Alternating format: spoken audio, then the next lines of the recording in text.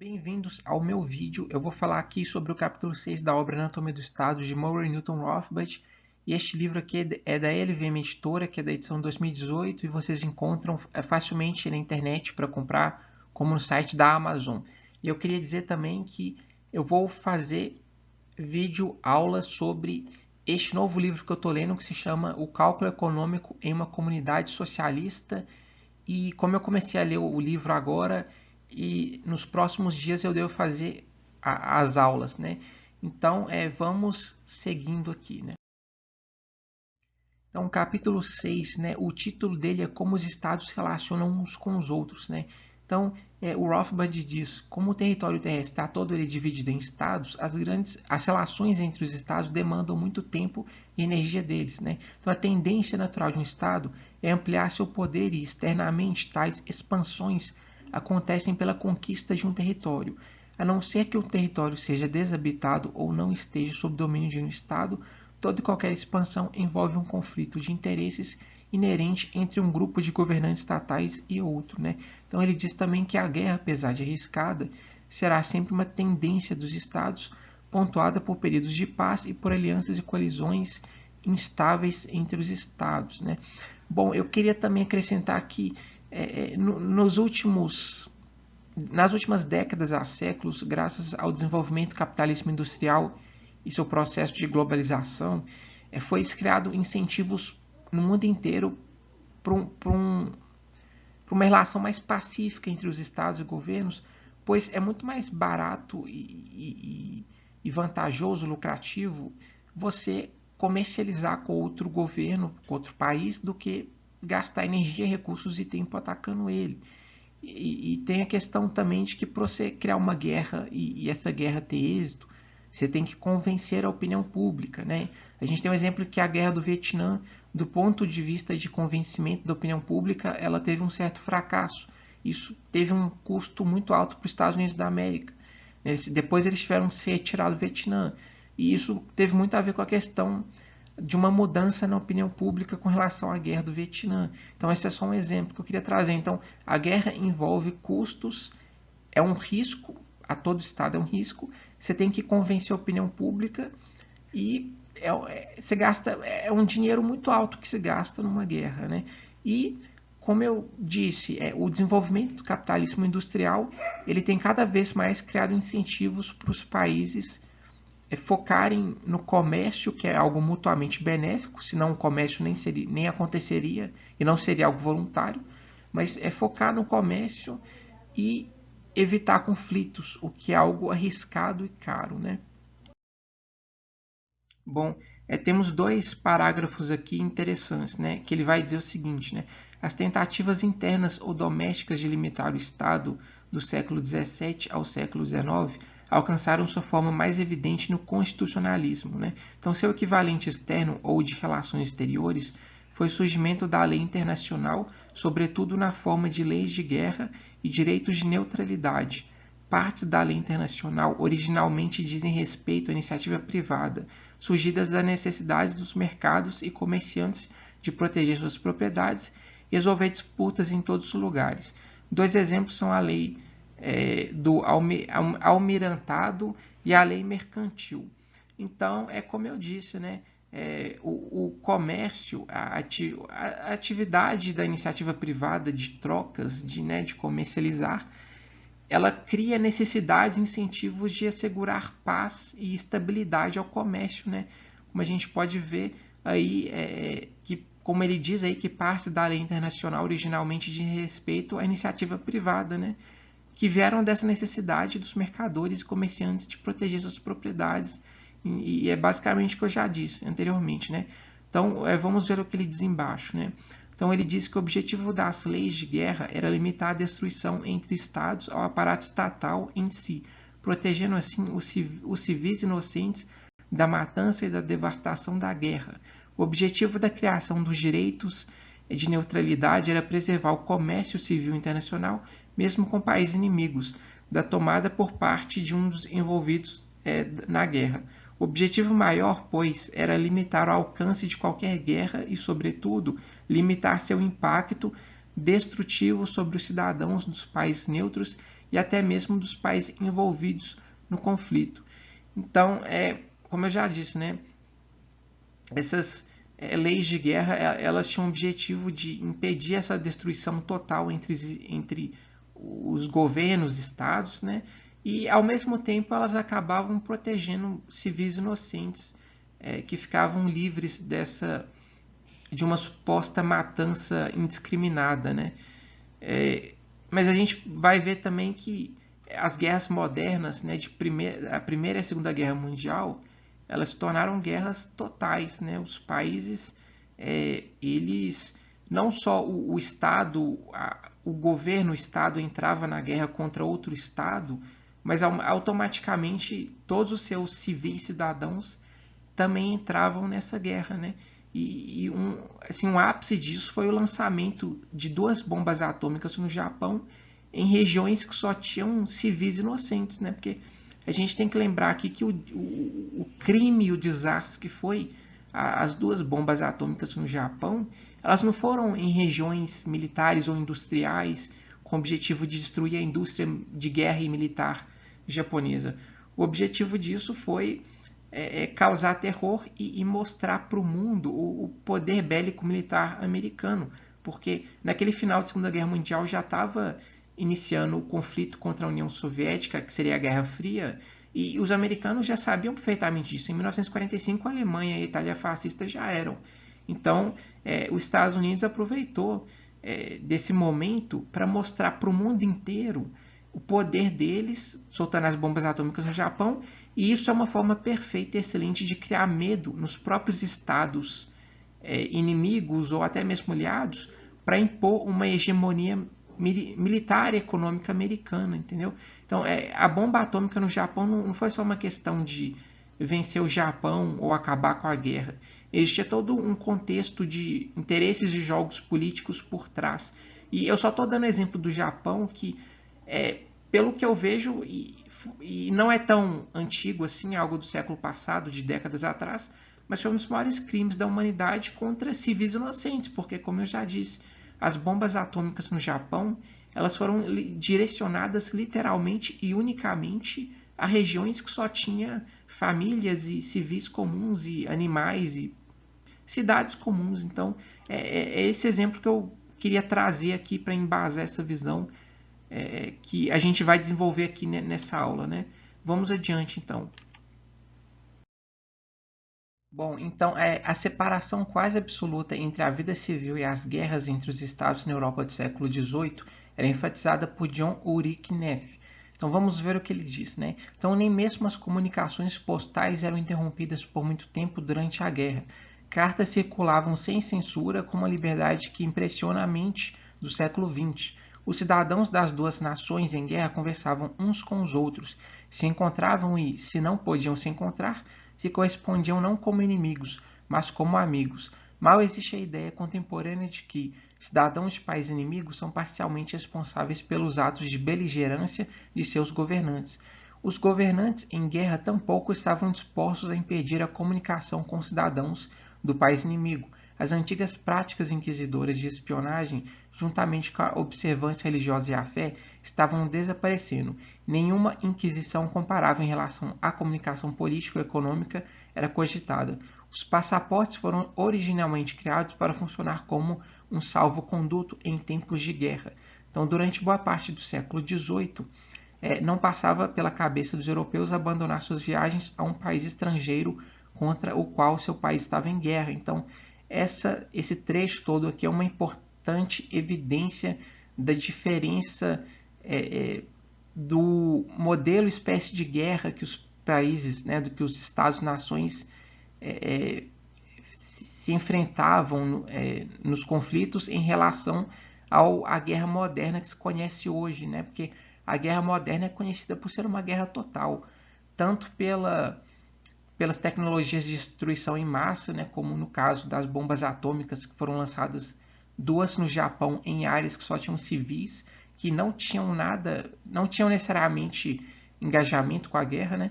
Ou então, por exemplo, as destruições de cidades tanto da União Soviética quanto da Alemanha, que não tinham necessariamente importante função na guerra, mas que essas cidades foram destruídas por causa dessa guerra total e dos interesses em conflitos, de atacar os povos, etc. Bom, eu queria dar uma recomendação de leitura aqui, que é da obra Democracia, o Deus que Falhou, porque nessa obra, onde o Hans Hermann Hoppe ele vai comparar as antigas monarquias com as repúblicas democráticas modernas, mais recentes, ele vai dizer que a guerra total é um fenômeno desses governos, digamos assim, republicanos mais recentes. A gente sabe que a tecnologia de destruição em massa ela faz uma diferença muito grande. Isso é verdade, ela causa impactos catastróficos em grandes áreas e de grandes proporções. Mas mesmo assim é interessante entender todo o raciocínio e o embasamento intelectual que o Hans Hermann Hoppe usa para explicar o porquê que as guerras antigamente, há séculos atrás, eram guerras mais locais e mais isoladas entre governos e exércitos de seus governos específicos, né, do que guerras totais, né? E, bom, vamos continuar aqui, né? Então, como o comércio era reconhecido como algo benéfico aos dois lados, a guerra do século XVIII também era contrabalanceada por uma quantidade considerável de comércio com o inimigo. Então, mesmo em clima de guerra, e estando em guerra de fato, existia o comércio, ele não era totalmente impedido, né? Isso é interessante. Isso é algo que eu já falei. O capitalismo, o principal incentivo que ele cria é o incentivo para a paz, para a cooperação, porque é mais vantajoso, barato e lucrativo você fazer trocas do que ficar gastando dinheiro, né, recurso e capital humano e financeiro e tempo destruindo outra nação, sendo que você vai se envolver em riscos e perdas enormes, né? E do contrário, você poderia apenas comercializar, que você estaria ganhando. E essa é a grande vantagem do comércio, né? Por isso que o capitalismo é um dos grandes incentivos para a paz humana. Então, vamos ler o segundo parágrafo aqui. Então, é preciso analisar aqui o quanto os estados transcenderam as regras da guerra civilizada no século XX.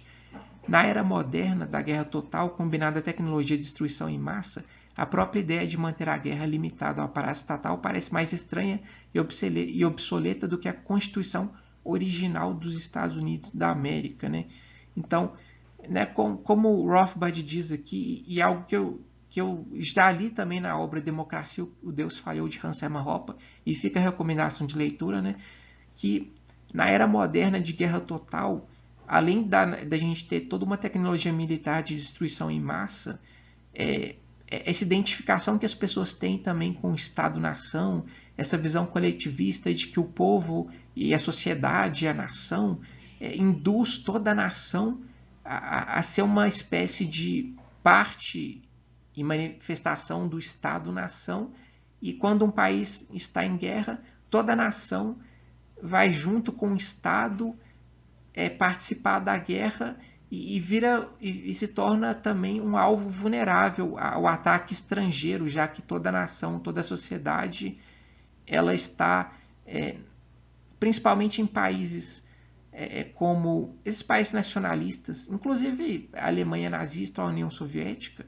eles tinham toda essa ideologia coletivista do Estado-nação como uma parte da sociedade. Então, sempre que esses tipos de governos querem criar uma guerra, um conflito, eles, além de fazer uma propaganda para induzir o povo a engajar, a se interessar pela guerra, os cidadãos eram considerados uma parte da roda do Estado, digamos assim, como se fosse um aparato militar estatal estivesse vinculado a toda a nação. E quando a nação vai para a guerra, todo mundo vai para a guerra também.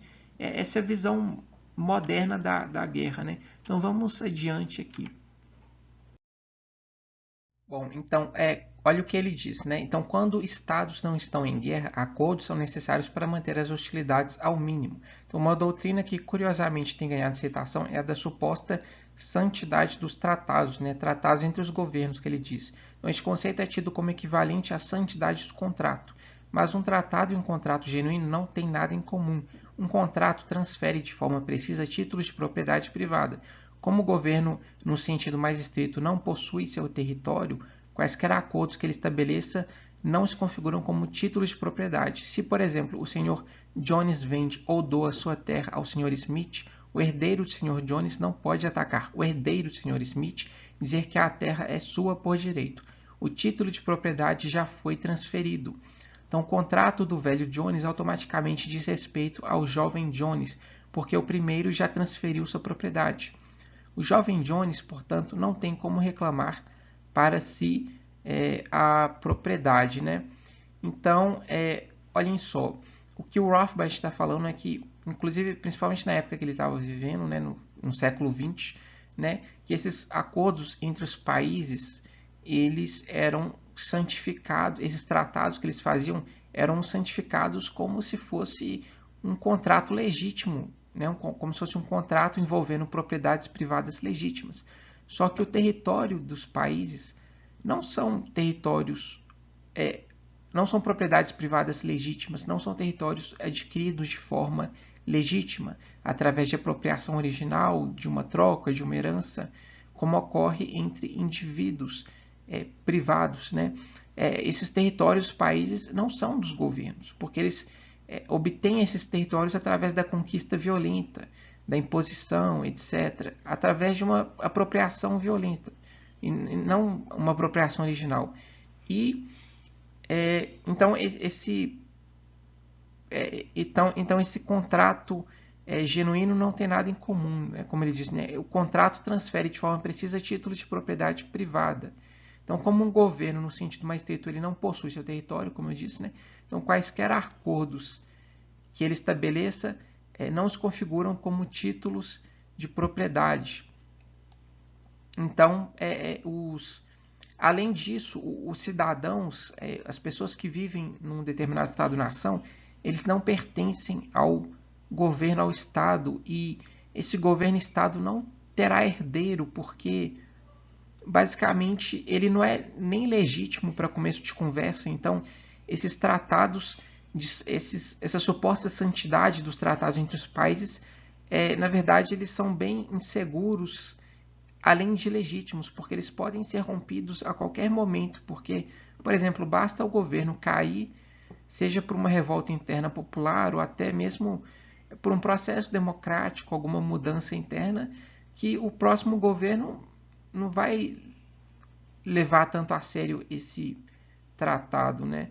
Já que não é uma herança autêntica, legítima. Esse tratado entre governos, na verdade, é algo muito instável e passageiro. Tem muito a ver com a relação entre os governos específicos que estão fazendo o tratado, né? Então, basicamente é isso, né? Aí ele dá o exemplo do Sr. Jones, que vende ou doa matéria ao Sr. Smith, e o herdeiro não pode atacar o herdeiro do Sr. Smith e dizer que a terra é sua por direito. Bom, isso daí é algo que ocorre com relação a contratos privados que envolvem títulos de propriedades que são adquiridos de forma legítima e honesta, e não envolve o governo nesse caso, né? Então, a qualquer momento, a verdade é que a qualquer momento os tratados que os governos fazem, eles podem ser rompidos e desrespeitados a qualquer momento, porque governos, de modo geral, além dos políticos mentirem, né, eles não serem pessoas de palavra, em essência eles não são donos proprietários permanentes do território, e muito menos do povo. Eles estão lá de passagem. Então, muda governo, sai governo, e o próximo governo pode ter pretensões completamente diferentes, né? Então, basicamente, era essa reflexão que eu queria fazer aqui. Então, eu trago aqui uma mensagem da Ayn Rand, né, que ela diz que uma sociedade que rouba o indivíduo do produto de seu esforço não é, estritamente falando, uma sociedade, mas uma multidão mantida unida pela violência institucionalizada de gangues, né? Então, eu agradeço aí pela audiência e muito obrigado.